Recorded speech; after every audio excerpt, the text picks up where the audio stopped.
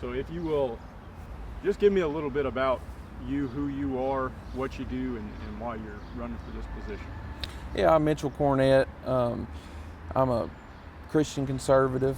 I'm married to my wife, Caitlin. I live in Independence, Virginia. I'm a small business owner, and I'm a fifth-generation cattle farmer.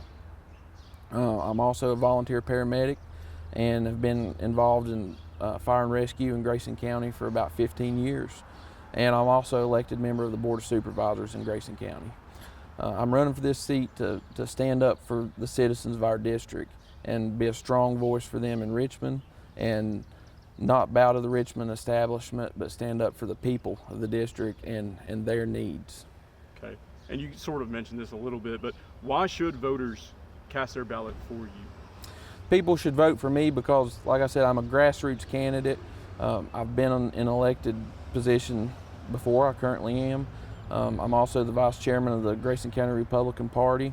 I know how it is to represent people. I'm a small business owner and farmer. I understand the challenges that are going on, and they come down from Richmond with mandates that harm businesses and harm people.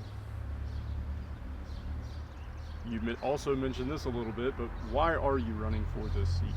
I'm running for the House of Delegates to stand up for our community and our citizens and be a strong voice for them in Richmond. Some of my top issues are I'm a staunch supporter of the Second Amendment, and Virginians' rights to bear arms should not be infringed. Also, I'm pro-life, and I stand up for the rights of the unborn. And a top issue that I hear about daily is our utility rates. Appalachian Power, they make it really tough on our citizens with these increased rates over the past few years. I talk to people daily that have $500 and $600 power bills, up to $1,000. I talk to business owners. I talked to a guy a couple days ago that had almost $4,000 electricity bill in his convenience store. And I feel like in the past, politicians have received campaign contributions from these utility companies, and that's a problem. And that's why some legislation I feel like has been catered to these folks and not really standing up for the people of our district.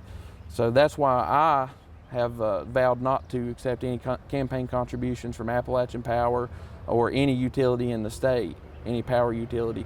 And my opponent has accepted power utility money already, and I do not want to be in the back pocket of these companies, these major corporations. And I believe these record profits these companies have been making needs to go back into the pockets of the ratepayers, not to politicians.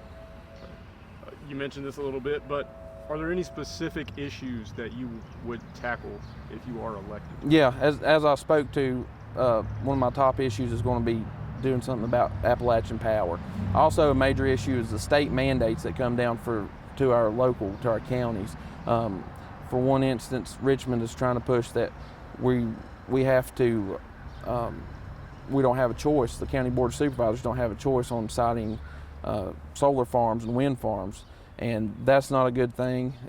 That's a local decision that needs to be made at the local level, not by politicians in Richmond. How are you going to ensure that the House of Delegates passes bills that specifically impact Southwest Virginia plans?